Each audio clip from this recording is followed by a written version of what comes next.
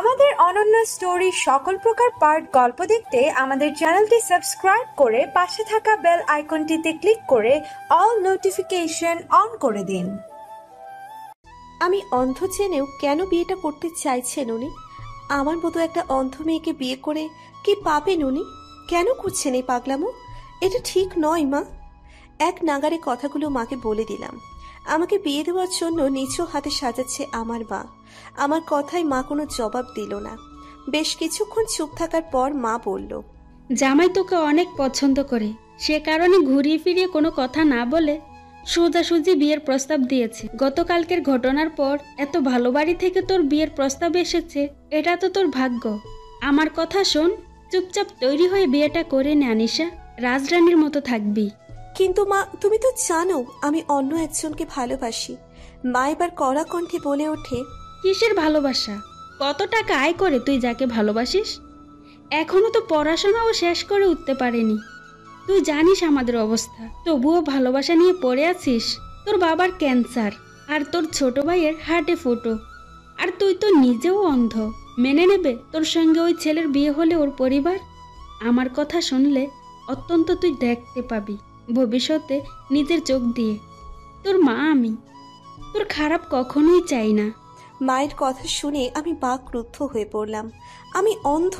আজ পর্যন্ত এভাবে আমার মা কখনো খোঁটা দেয়নি। চোখের কোণে অশ্রু জমা হচ্ছে আমার। অতঃপর অনুভব করলাম মা আমার কপালে টিকলি ঝুলিয়ে দিচ্ছে। হঠাৎ করেই নিজেকে বউ রূপে দেখার ইচ্ছে জাগলো ভীষণভাবে। কিন্তু দেখবো কি করে? ঢোক গিলে কাঁপা কাঁপা গলায় বললাম, মা, তোমার কি একেবারের জন্যও সন্দেহ হচ্ছে না? আয়াস রাইহানের মতো এত বড় একটা লয়ার কেন হঠাৎ আমার মতো সাধারণ এবং দৃষ্টিহীন মেয়েকে বিয়ে করতে চাইছে? নিশ্চয়ই এর পিছনে কোনো স্বার্থ রয়েছে। লয়ার উনি, কারণ ছাড়া এক ধাপও এগিয়ে যান না। কারণ থাকলে থাকবে, তাতে তোর কি? বিয়েটা চুপচাপ করে নে, এতেই তোর ভালো। নয়তো আর কেউ তোকে বিয়ে করবে না, বলে রাখলাম। এমনিতে কাল যে কাণ্ড ঘটিয়েছিস, এরপর কেউ বিয়ের প্রস্তাব নিয়ে আসবে? আগেই তোর বাবাকে ফই ফই করে বলেছিলাম, মেয়ে মানুষ, তার উপর চোখে দেখতে পায় না, যখন তখন বাইরে যেতে দিও না। কে শুনে আমার মতো বুড়ির কথা? হলো তো অঘটন। আমার বুঝতে দেরি হলো না যে এই কথাগুলো মা নয়, আমার দাদিমা বলছে। আমি কপাল কুঁচকে ফেললাম। অদম্য রাগ নিয়ে বললাম, আমাকে কি ঘরবন্দি বানিয়ে রাখতে চাও দাদিমা? আর কাল যা ঘটেছে আমি নিশ্চয়ই ওটাও আয়াস রাইহানি করিয়েছে। আমি অন্ধ, তবে কানে কালা নই। একজন মানুষের কণ্ঠ এতটাও মিলতে পারে না। দাদিমা আমার রাগান্বিত কণ্ঠে ভারী অসন্তুষ্ট হলো। চেঁচিয়ে মাকে বললেন, দেখছো বৌমা, দেখছো তোমার মেয়ে মুখে মুখে তর্ক করে। এখনই ওকে আদব কায়দা শিখিয়ে দাও। ভবিষ্যতে স্বামী আর স্বামীর বাড়ির কারো সাথে এমন বেয়াদবি করলে ওরা সহ্য করবে? মা আপনি যান, আমি দেখছি, ওকে সব বলে দিচ্ছি। দাদিমা হয়তো রাগে গজগজ করতে করতে বেরিয়ে গেলেন। তার পায়ের শব্দ শুনে পৌঁছে গেলাম আমি। দাদিমা যেতে না যেতে আমি মায়ের হাত হাতাতে হাতাতে একসময় মায়ের হাত ধরে পড়লাম, মা, আমার বয়স তুমি জানো, কলেজেও পা রাখিনি এখনো। এত কিছুর পরেও 2 বছর স্বাভাবিকভাবে পড়াশোনা চালিয়ে যাওয়ার চেষ্টা করেছি। কলেজে উঠতে কি আর পারবো না? পারবি না কেন? অবশ্যই পারবি। বরং ওই বাড়িতে তোর বিয়ে হলে আরো ভালো কলেজে ভর্তি হতে পারবি, তোর চোখের চিকিৎসা হবে, তখন কোনো সমস্যা থাকবে না।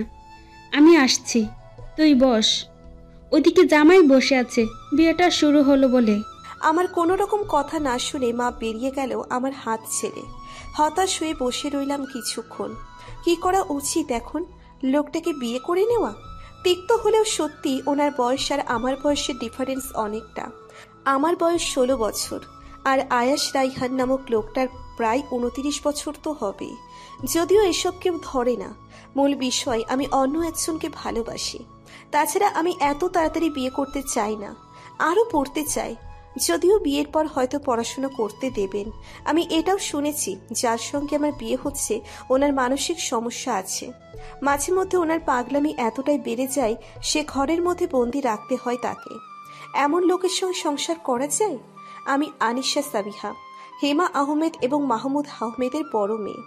আমার ছোট্ট ভাইয়ের নাম তুষার আহমেদ। পরিবারের সব থেকে বড় সদস্য আমার দাদিমা শিউলি আহমেদ। তার আদেশ সকলে মানার চেষ্টা করে, আমি বাদে। কেননা দাদিমা কুসংস্কারে পরিপূর্ণ। আমাদের পরিবার নিম্ন মধ্যবিত্ত। বাবার ক্যান্সার ধরা পড়ায় পরে যে আয় হতো তাও কমে গেল। হঠাৎ করে বড়লোক পরিবার থেকে সম্বন্ধ আসার পর সকলেই রাজি হলো, শুধু আমি বাদে। আর যার সঙ্গে আমার বিয়ে ঠিক হয়েছে তার পুরো নাম আয়াস রাইহান। তার সম্পর্কে অনেক শুনেছি। উনি নাকি এমন একজন মানুষ যে টাকা ছাড়া কিছুই বোঝেন না। টাকা আর লাক্সারি ওনার জীবনের সব। মাত্র 1.5 বছরে উনি লয়ার হিসেবে বিখ্যাত হয়েছেন। ওনার যুক্তি তর্কের কাছে সকলে হেরে যায়। তবে ভালো কাজ করতে লয়ার মোটেও হননি। শুনেছি খারাপ লোকেদের পক্ষে থেকে লাখ লাখ টাকা নিয়ে তাদের হয়ে তর্ক করেন আদালতে। এমন বাজে লোকের সঙ্গে বিয়ে হলে জীবনটা তছনছ হয়ে যাবে, এতে কোনো সন্দেহ নেই। এসব ভাবতেই কান্না চলে এলো আমার। কেন যে ওনার সঙ্গে দেখা হয়েছিল। এখন কি করব? বিয়ে করা ছাড়া আর কোনো পথই তো দেখতে পাচ্ছি না। আমি তো ভালোবাসি নীলাদ্রকে, অথচ বউ সাজতে হচ্ছে অন্যজনের জন্য। মাথা কাজ করা বন্ধ করে দিয়েছে আমার। মাথায় একটাই কথা ঘুরছে, এমন পাগল লোকের সঙ্গে বিয়ে করা যাবে না, যাকে কিনা প্রয়োজনে ঘর বন্দিও রাখতে হয়। এই কথাটা আয়েশের মা আমায় বলেছেন, আর এটাও স্পষ্টভাবে বলেছেন এই বিয়ে যাতে আমি না করি। যদিও বা এই বিয়ে করি, আমার ভবিষ্যৎ অন্ধকার। আয়াস রাইহান শাহাদ রাইহান এবং মারিহা রাইহানের একমাত্র ছেলে। বয়স 29 বছর, পেশায় লয়ার। তার বাবার আলাদা বিজনেস থাকলেও ল কমপ্লিট করে নিজের আলাদা পরিচয় তৈরি করে শুধুমাত্র বাবাকে পছন্দ করে না সে কারণে। আর মিসেস মালিহা আয়েশের সৎ মা। আয়েশের আসল মা মৃত। এত কিছুর মাঝেও নিজের হাতে মুখে হাত বুলালাম আমি। হাত ভর্তি চুড়ি, নাকে নথ, মাথায় টিকলি ও টায়রা, গলা ভর্তি গহনা, সবই বরপক্ষ থেকে দেওয়া। আয়াস নিচে কিনেছেন এসব। আচ্ছা, বউ সাজে আমায় কেমন লাগছে? অজান্তেই নিজের আয়না হাতালাম। আয়না পেতেই নিজের সামনে ধরে একটা দীর্ঘ নিঃশ্বাস ফেললাম। কি করে দেখবো নিজেকে? ইউ লুকিং গর্জিয়াস নিশা পাখি। হকচকিয়ে উঠলাম কোনো পুরুষেরই ভার গলায়। এই কণ্ঠটা আমি চিনি। আচমকা হাত থেকে ছুটে গেল আয়না, পড়ে গেল নিচে, তবে শব্দ হলো না। বোধহয় আয়াস আয়না ধরে ফেলেছে। আরে সাবধানে, আয়না পড়ে গিয়ে ভেঙে যাবে তো। কাঁপা কাঁপা গলায় বললাম, আপনি এই ঘরে কি করছেন? তাও এই সময়? চলে যান। হাসির আওয়াজ আসে। আমার ভ্রু কুচকাতেই উনি দাম্ভিকতার সঙ্গে বললেন, আমি যখন ইচ্ছে তোমার কাছে আসতে পারি। না এর জন্য আমার পারমিশন দরকার, আর না কোনো বাহানা। জাস্ট ইচ্ছে দরকার। আর তোমাকে তো নিজের সামনে সারা জীবন বসিয়ে রাখার ইচ্ছে রয়েছেই আমার। আয়েশের নিঃশ্বাস আমার মুখের উপর আছড়ে পড়ছে। ওনার কণ্ঠে অদ্ভুত শীতলতা। একা ঘরে আমি আর উনি আমার অনেক কাছে, আমার উপর ঝুঁকে রয়েছেন, সেটা আমি অনুভব করতে পারছি। ঢোক গিলে পা খাটের উপরে তুলে পিছিয়ে এলাম আমি। এবারও পেলাম হাসির শব্দ।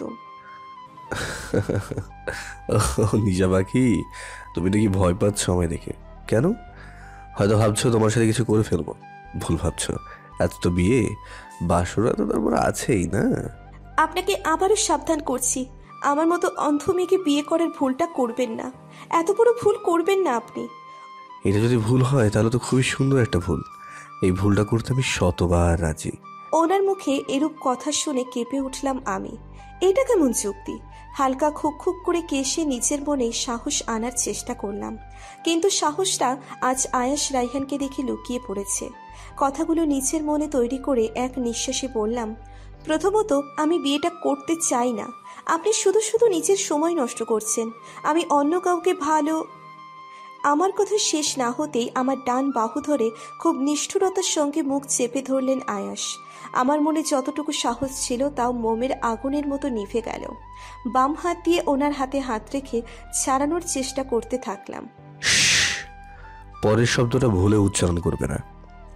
এর জন্য তোমায় কিন্তু শাস্তি পেতে হবে। অন্য কেউ থাকবে না তোমার মনে। ভালোভাবে বলছি যে তোমার মনে ছিল তাকে ছেড়ে ফেলে দাও। তোমার বর্তমান আর ভবিষ্যৎ তোমার হবু বর আয়াসী হবে। এটা যত তাড়াতাড়ি তোমার ছোট্ট মস্তিষ্কে ঢুকিয়ে ফেলবে তত তাড়াতাড়ি তোমার পক্ষে ভালো, নয়তো ফল খুব খারাপ হবে। কিন্তু আয়েশের প্রত্যেকটা কথা ভীষণই ধারালো। ভয়ে কুঁকড়ে যাচ্ছি আমি। একটা সময় উনি নিচ থেকে আমার মুখের ওপর থেকে হাত সরিয়ে নেয়। আমি যেন প্রাণ ফিরে পেলাম। বড় বড় শ্বাস নিতেই আয়েশ বিরক্তি নিয়ে বলে উঠলেন, উফ, তোমার ঠোঁটের সব লিপস্টিক উঠে আমার হাতে চলে এলো, লাগিয়ে দেবো আমি। আমি আর কিছু বলার সাহসই পাচ্ছি না। আয়েশের মায়ের বলা কথাগুলো মনে পড়ছে। ওনার মা ঠিকই বলেছিলেন, ওনার সাথে আমার বিয়ে হলে জীবনটাকে শেষ করে ছাড়বেন। আমার নিরাপত্তা দেখে উনি আবারও বললেন, আই থিঙ্ক আবার লাগানোর কোনো দরকার নেই। তোমাকে এমনিতেই দেখতে রানীর মতো লাগছে। কৃত্রিম জিনিস লাগিয়ে তোমার আসল সৌন্দর্য ঢাকতে চাই না আমি। যেভাবেই থাক, খুব সুন্দর লাগছে। আরেকটা কথা, যেটা বলতে এই রুমে এসেছি, আমি চাই না তোমার এই রূপে আর অন্য কেউ দেখুক। তোমার মা দাদিমা দেখেছে, এটাই এনাফ। আর কেউ না, কোনো ছেলে তো নাই। শেষ কথাগুলো ধমকে বললেন উনি। তারপর অনুভব করলাম উনি আমার মাথার উপর মুখ পর্যন্ত নামিয়ে দিলেন। আমি মূর্তির মতো বসে আছি। আসলে আমি ওনার এমন ব্যবহারে অনুভূতি শূন্য। কানে এলো পায়ের ধাপের আওয়াজ, আস্তে আস্তে মিলিয়ে গেল। এর মানে আয়েশ চলে গেছে। সঙ্গে সঙ্গেই নিচের মাথার কাপড় ফেলে দিলাম, উঠে দাঁড়িয়ে গেলাম। আমি এই বিয়ে কোনো মতেই করছি না। হাতড়ে হাতড়ে সব জায়গায় ফোন খুঁজছি। মায়ের ফোন এখানেই থাকার কথা। টেবিলে ফোনটা পেয়ে হাতে নিচে খুব সাবধানে নীলাদ্রের নম্বর ডায়াল করে কল করলাম। ফোনটা রিসিভ হতেই শব্দ করে কেঁদে ফেললাম আমি। ভেসে এলো নীলাদ্রের অস্থিরতায় ভরা গলা। আনিশা, কি হয়েছে তোমার? কাঁদছো কেন? কোনো সমস্যা? এভাবে কেঁদো না, আমায় অন্তত বলবে তো কি হয়েছে। আজ আমার বিয়ে নীলাদ্র। হঠাৎ করে কোথা থেকে কি হয়ে গেল বুঝতে পারলাম না। আমি এই বিয়ে করব না। নীলাদ্র যেন আকাশ থেকে পড়ল, হতভম্ব হয়ে বলল, কি বলছো তুমি? আজ বিয়ে? কি করে? তাও তো তাড়াতাড়ি। আমি কাঁদতে কাঁদতে সব নীলাদ্রকে বলে ফেললাম। আর যাই হোক, আমি ওই লোকটার সঙ্গে বিয়ে করব না। কিছু করো প্লিজ, পরে গেলেও বিয়েটা করব না। নীলাদ্র কিছুক্ষণ চুপ থেকে বলল, ওকে ওকে, রিল্যাক্স। কাঁদলে চলবে না, ঠান্ডা মাথায় যা করার করতে হবে। তোমার বাড়ির পেছনের দরজা দিয়ে বেরিয়ে এসো, কোনোভাবে সমুদ্রের পাড়ে দেখা করো, তারপর আমি দেখছি। পালানো ছাড়া কোনো গতি দেখছি না। কষ্ট করে চলে এসো আনিশা। আমি আর উপায় অন্তর পেলাম না। বুকটা দুরু দুরু করছে ভয়ে। কাঁপা কাঁপা কণ্ঠে বললাম, ঠিক আছে, আমি আসছি, তুমি প্লিজ থেকো। আচ্ছা, আমায় বিশ্বাস করতে পারো, তুমি সাবধানে আসো। কল কেটে দিলাম আমি। অনেক কষ্ট করে যাওয়ার আগে ছোট্ট করে আন্দাজ মতো চিঠি লিখলাম। হাতে বেশি সময় নেই, তাই গয়না বা বেনারসি কিছুই চেঞ্জ করার সময় নেই। এই ছোট্ট ঘর থেকে বেরিয়েই আগে একটা ভাঙাচোরা ঘর পড়ে, সেখানে গিয়েই বের হওয়ার পথ রয়েছে। অনেক সাবধানে ঘরটা থেকে দরজা খুলে বেরিয়ে এলাম আমি। হাতড়ে হাতড়ে দ্রুত পায়ে হাঁটতে শুরু করলাম। গায়ে লাল ভারী বেনারসি, সঙ্গে গয়না পরে হাঁটতে একটু কষ্টই হচ্ছে। ক্লান্ত হয়ে পড়েছি এক প্রকার। আমার হাত ধরে হাঁটছে একটা 9-10 বছরের মেয়ে। তার নাম সাবু। বাড়ি থেকে বের হতেই ওদের বাড়ি পড়ে। আমি একা যেতে পারবো না বলে আমায় ধরে সাথে নিয়ে যাচ্ছে সাবু। আমার পায়ে নেই জুতো, হাঁটতে কষ্ট হচ্ছে। সন্ধে নেমে রাত হয়ে এসেছে বোধহয়। হঠাৎ থেমে গেলাম আমি। পায়ের তলায় মনে হলো কিছু একটা ফুটেছে। যন্ত্রণার চোটে চোখ মুখ খিচে বন্ধ করলাম। সাবুর আওয়াজে চোখ খুললাম। আপা, কি হলো? দাঁড়ালে কেন, যাবে না? হ্যাঁ রে, চল বলেই হাঁটা দিলাম আমি। এখন থামলে চলবে না। খুব একটা বেশি দূর যেতে পারিনি এখনো। এভাবে আমায় পালাতে হবে আমি স্বপ্নেও ভাবিনি, তাও বিয়ের সাজে। ইচ্ছে করছে মা বাবার কথা ভেবে ফিরে যেতে, কিন্তু আয়েশের কথা ভেবে আটকে যাচ্ছি আমি। বুঝতে পারছি না এটাকে ভাগ্য নাকি আয়েশের দোষ দেব। আমার জীবনে আয়েশ রাইহান নামক লোকটার উদয় না হলেই চলছিল না? ভালোই তো ছিলাম। আয়েশ যতটা ভয়ানক মানুষ, ঠিক তেমনটাই ভয়ানক ছিল ওনার সঙ্গে প্রথম সাক্ষাৎ। ফ্ল্যাশব্যাক। জায়গাটা ব্যাংকক, একটা সৌন্দর্যে পরিপূর্ণ শহর, সকলের মন ছুঁয়ে যাওয়ার মতো জায়গা। এই শহরের এক নামি দামি রিসোর্টের সুইমিং পুলে নাচ গান করছে অর্থনগ্ন বিদেশি মেয়েরা। মিউজিকটাও বাজছে বেশ জোরে জোরে। হাতে রেড ওয়াইনের গ্লাস নিয়ে অর্ধেক পানিতে ডুবে তাদের সঙ্গে তালে তাল মেলাচ্ছে এক সুদর্শন পুরুষ। হালকা পানির ছিটা পড়ে কপালের সঙ্গে লেগে নেতিয়ে গেছে পুরুষটির চুল। মাঝে মাঝে নিচের ঠোঁট ছুঁয়ে দিচ্ছে গ্লাসে। এক অদ্ভুত হাসি মুখে লেগেই থাকে সব সময়। যখনই তার দিকে কেউ তাকাবে, তখনই তাকে হাসতেই দেখবে। তার চেহারাটাই এমনটাই যে মনে হয় সব সময় হাসির রেশ লেগে থাকে। ফর্সা ধবধবে গায়ের চামড়া বিদেশিদের সঙ্গে মিলে যাচ্ছে। খাড়া নাক এবং তার ডগায় একটা ছোট্ট কালো তিল। সবচেয়ে আকর্ষণীয় ঘন চোখের পাপড়ির মাঝে তীক্ষ্ণ চক্ষু জোড়া। সেই তীক্ষ্ণ দৃষ্টি এড়িয়ে যাওয়া অসম্ভব। প্রশস্ত দেহ বেশ ধৈর্য নিয়ে এক্সারসাইজের ফল। লম্বায় প্রায় 5 ফুট 9 ইঞ্চি, তার বেশিও হতে পারে। সব মিলিয়ে নজর কাড়া এক পুরুষ। মুখে হাসির রেখা টেনে সকল মেয়েদের দিকে নিচের প্রখর দৃষ্টি নিক্ষেপ করে আবার চোখ সরিয়ে নিল আয়াস। একজনকেও তার মস্তিষ্ক টানল না। এরা শুধু মনোরঞ্জনের জন্যই ঠিক, এর বেশি কিছুই না। স্যার, আপনার কল এসেছে। গুরুত্বপূর্ণ কথা আছে নাকি আপনার সাথে? ঘাড় ঘুরিয়ে পিছনে তাকায় আয়াস। তার অ্যাসিস্ট্যান্ট লয়ার জুহাইয়ের ফোন এগিয়ে দেয় তার দিকে। ছেলেটার বয়স অনেকটা কম আয়েশের থেকে। আয়াস তার সিনিয়র। বর্তমানে তার সঙ্গে থেকে যুক্তিতর্ক শিখে চলেছে জুহাইয়ের। তার সঙ্গেই বেশিরভাগ সময় থাকে। বাড়ি থেকে কল এসছে, তাহলে কল কেটে ফোন ফেলে দাও। আয়েশের বিরক্তি মাখা কথায় জুহাইয়ের দ্রুত মাথা নাড়িয়ে ভীত সুরে বলে, আরে না না স্যার, আমি তো জানি আপনি ফ্যামিলির কারো কল ধরেন না বা পছন্দ করেন না। এটা বাইরে থেকে কল, মনে হয় কোনো কেসের জন্য আপনাকে হায়ার করতে চায়। জুহাইর, আমরা ব্যাংকক আছি, এনজয় করছি। কেস হিস্ট্রি ব্যাপারে আমাকে ঘাঁটাতে মানা করো। ওরা নাকি যা যত অ্যামাউন্ট চাইবেন তাই দিতে রাজি আছে। বলেই আয়েশের দৃষ্টি দেখে চুপ হয়ে গেল জুহাইয়ের। আয়েশ গ্লাস থেকে সুইমিং পুল থেকে উঠে আসে। এক কর্মচারী ওর গায়ে সাদা বাথরব জড়িয়ে দেয়। সেটা পরে আয়েশ জুহাইরের থেকে ফোনটা নিয়ে কানে ধরে। গম্ভীর গলায় বলে, hello, Ayash Raihan is here. Hello mister Raihan, আমি রক্তিম বাহাদুর।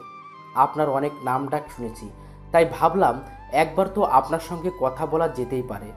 আয়েশ বাঁকা হাসে। তোয়ালে নিয়ে নিচের চুল মুছতে মুছতে বলে, come to the main point mister Bahadur. অপর পাশে মিস্টার বাহাদুর ততমতো খেয়ে জবাব দেয়, ও ইয়েস, আসলে আমি আপনাকে একটা কেসের জন্য হায়ার করতে চাই। বিষয়টা খুব জটিল। ভাবলাম আপনি হলে কেসটা আমাদের পক্ষে আশা কঠিন না। বুঝলাম, কিন্তু এতে আমার লাভ। আমি বর্তমানে দেশে নেই। এখন কেস হাতে নিলে আমায় দেশে ফিরতে হবে, অ্যাপ্লিকেশন করতে হবে কোর্টে, কেস নিয়ে ঘাটাঘাটি করতে হবে, সে মহা ঝামেলা। এত কিছুতে আমার লাভ কোথায়? মিস্টার বাহাদুর উদ্বিগ্ন হয়ে বলে, আপনি যা চাইবেন তাই দেব।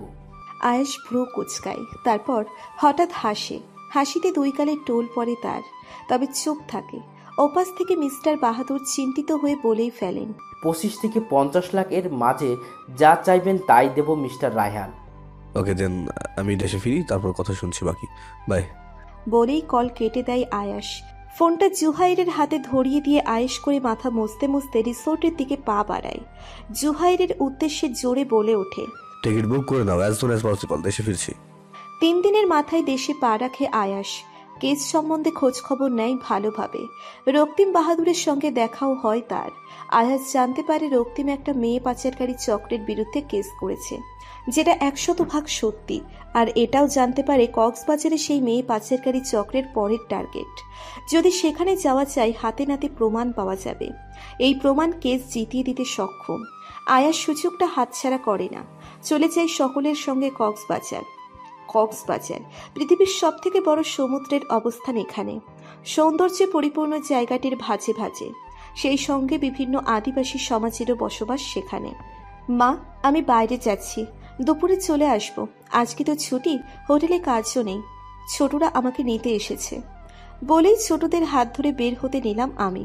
মা কিছু না বললেও বাত সাধল দাদিমা। এই মেয়ে, হোটেলে কাজ নেই বলে বাইরে কই যাবি এই সময়? সকাল সকাল এমন জোয়ান মেয়েদের বের হতে নাই, তাও একা একা। বাড়িতে বসে থেকে মায়ের কাজে রান্না বান্না শিখে নে যা। সপ্তাহে একটা দিনই তো পাই দাদিমা, এমন করো কেন সবসময় আমার সাথে বলো তো? তুষারের সাথে তো এমন করো না। তুষার এখনো কত ছোট, তবুও সারাদিন বাইরে থাকলেও ওকে কিচ্ছু বলো না, অথচ আমি বাইরে পা বাড়ালেই দোষ। দাদিমা জোরে চেঁচিয়ে বলে ওঠে, কারণ তুই মেয়ে মানুষ, মেয়েদের এত বাইরে গিয়ে ঢিঙ্গিপনা দেখাতে নেই। তার উপর চোখের মাথাও তো খেয়ে বসেছিস, সেটাও আমাদের কথা না শোনার ফল। বিরক্তিতে অতিষ্ঠ হলাম আমি। দাদিমার কাছে সব কথার একটাই উত্তর, কারণ তুই মেয়ে। এই একটা বাক্য সব সময় সব মেয়েদের মনোবল ভেঙে দেয়। আমি আর কথা বাড়ালাম না। ছোটদের উদ্দেশ্যে বললাম, চল, নিয়ে চল আমাকে। আজ নাকি তোদের কোনো অনুষ্ঠান হচ্ছে, নাচ গান নাকি হবে সমুদ্রের ধারে। ছোটদের মাঝে একজন মিষ্টি করে উত্তর দিল, আরে হ্যাঁ তো, আজ অনেক মজা হবে, চল না চল। আমিও তাদের জবাবে হাসলাম। দাদিমা বিড়বিড় করতে লাগলেন, আমায় সকলে ধরে বের করিয়ে নিয়ে গেল। আমরা এলাম সমুদ্রের পাড়ে।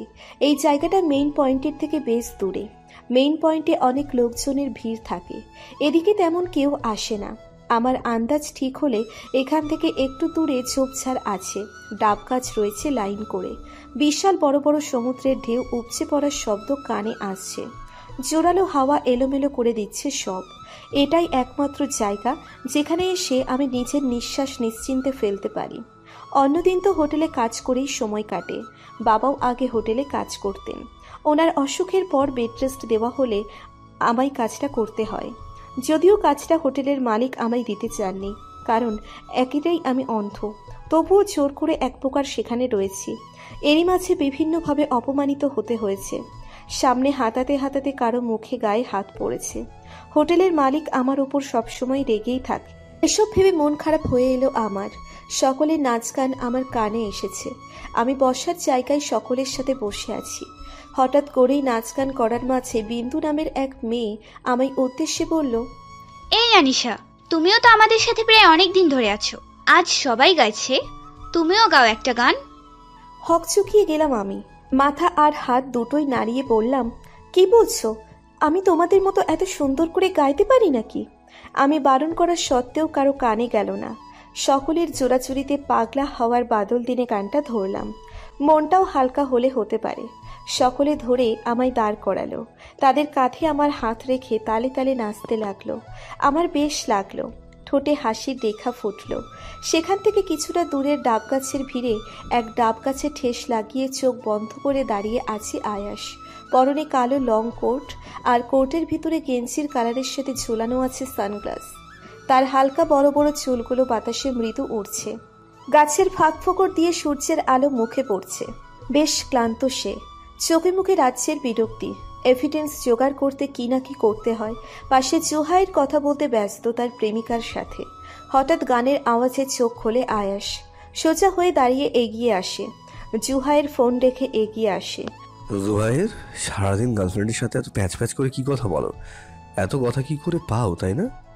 আয়েশের অদ্ভুত প্রশ্নে ভীরু চোখে তাকায় জুহাইয়ের। অতঃপর মুচকি হেসে বলে, স্যার, আসলে হয়েছে কি, শর্মিলা রাগ করেছে। দেশে ফিরেছি কিন্তু দেখা করেনি। রেগে একেবারে বোম হয়ে গেছে। খুব ঝাড়ছে আমায়। তাহলে প্রেম করো কেন? ঝাড় খেতে হলে মায়ের হাতে খাবে। গার্লফ্রেন্ড রোম্যান্স করার জন্য থাকে, এমন হলে প্রেমিকা রাখার প্রয়োজনই বা কি? স্যার, এটা মনের ব্যাপার। মন না মানলে কি করবেন বলুন? আয়াস উচ্চস্বরে হেসে দেয়, যেন জুহাইয়ের কোনো মজার কথা বলে ফেলেছে। জুহাইয়ের ভ্যাবাচোকা খেয়ে তাকাতেই ওর হাতে থাকা দূরবীন নিচের কাছে নিয়ে চোখের সামনে ধরে মেয়েরা যেদিকে নাচ গান করছে সেদিকে তাক করে। তারপর ব্যস্ত কণ্ঠে বলে, আচ্ছা জুহাইর, সকলে কি বলে? মনের অবস্থা ঠিক বুকের বাম দিকে, ঠিক কি না? ঠিক স্যার। কিন্তু বুকের বাম পাশে হার্ট বলে একটা জিনিস আছে, যাকে বাংলায় বলে হৃৎপিণ্ড, যেটা সবসময় বিট করতে থাকে, প্রসারণ আর সংকোচন হয়। তাহলে এর মাঝে মনের অবস্থান কোথায়? হৃৎপিণ্ডকে মন বলা বোকামি, এটা অবাস্তবে। ছেলেরা মেয়েদের খুশি করতে বলে আমি তোমায় মন থেকে ভালোবাসি। আদৌ মন বলে কিছুই হয় না, সবই চোখের আকর্ষণ। চোখ আমাদের গোলক ধাঁধায় ফেলে, সেটা কাটতে পারলে আকর্ষণ কেটে যায়। মেইন পয়েন্ট হচ্ছে ভালোবাসা বলতেও কিচ্ছু হয় না। জুহাইর আয়েশের এত যুক্তি শুনে কনফিউজড হয়ে পড়ে। এত যুক্তি মিলাতে মিলাতে ওর মাথাটা ভন ভন করে ওঠে। কিভাবে পেল এত যুক্তি? এজন্যই হয়তো সবাই আয়েশের কথায় ঘোল খায়। এই ভেবে শ্বাস ছাড়ল জুহাইয়ের। আয়াস জুহাইরের কথা ভেবে বাঁকা হাসল। মনোযোগ দিল মেয়েগুলোর দিকে। একমাত্র এদের ওপরে হামলা চলতে বেশি সময় লাগবে না। গানের আওয়াজ জোরে জোরেই হচ্ছে। বাদ্যযন্ত্র বাজছে। তার দূরবীন আটকে গেল একটা মেয়ের উপর। মেয়েটা সকলের সঙ্গে কাঁধে হাত দিয়ে পা মেলাচ্ছে। হলুদ রঙের একটা লং জামা পরনে। বয়সটা বেশ কম, 15 থেকে 17-র মধ্যে হবে। পায়ের ছন্দে দুলছে তার কানে থাকা রিং আর চুল। দূরবীনটা ঘুরিয়ে আরেকটু বড় করে মেয়েটার দিকে মনোযোগ দিল সে। খুব ফর্সা গায়ের রং নয়, আবার শ্যামলাও বলা চলে না। এই ধরনের গায়ের রঙকে হলুদ ফর্সা বলে বোধ হয়। নাকটা একটু বোচা, চোখ দুটো ছোট, গোল গোল গাল দুটো, আর সব থেকে সেই ঠোঁট ছোলা, যেখানে অদ্ভুত হাসি মাতিয়ে রাখা। হাসিটা যেন আয়াসকে আহত করছে। মাঝে মাঝে সুন্দর করে ঠোঁট নাড়াচ্ছে মেয়েটা। ঠোঁট নাড়ানোর ধরনটাও চমৎকার লাগলো আয়েশের কাছে। স্যার আপনি কি তাই দেখছেন যা আমি দেখছি? আয়েশ উত্তর দেওয়ার মতো অবস্থায় নেই, সে তো মেয়েটাতে মগ্ন। জুহাইর আবার বলে, স্যার কিছু লোক মেয়েদের দিকে যাচ্ছে, দেখে সুবিধার মনে হচ্ছে না, মনে হচ্ছে ওই মেয়ে পাচারকারীদের দল। আয়েশের ধ্যান এবার ভাঙে, হক চকিয়ে তাকায় জুহাইরের দিকে, দূরবীন দিয়ে দলবলকে দেখে নেয়, চেহারায় গুন্ডা গুন্ডা ভাব। স্যার প্রুফ নেওয়ার সময় এসেছে, এত ভালো এভিডেন্স পাওয়া যাবে না পরে আর। যদি ওরা তুলে নিয়ে যায়? আয়েশের বুক ধক করে ওঠে, মস্তিষ্ক একটাই কথা বলে, এটা হতে দেওয়া যাবে না। মাথা কাজ করা বন্ধ করে দিয়েছে ওর। ও ছুট লাগায় সেদিকে, পেছনের সকলে বিস্ময়ের মাঝে রেখে না জানি কি করতে চলেছে সে। বর্তমান সেদিন প্রাণের বাজি রেখে আমাকে বাঁচালেন সকলকে। ওনার কাঁধে ছুরি মারা হয়েছিল, সেখান থেকেই আমাদের প্রথম সাক্ষাৎ। আমি সেদিন ভয়ে কুঁকড়ে গেছিলাম। এসব ভাবতে ভাবতে হঠাৎ দাঁড়িয়ে গেল সাবু। আপা, ওই তো নীলাদ্র ভাই দাঁড়িয়ে আছে।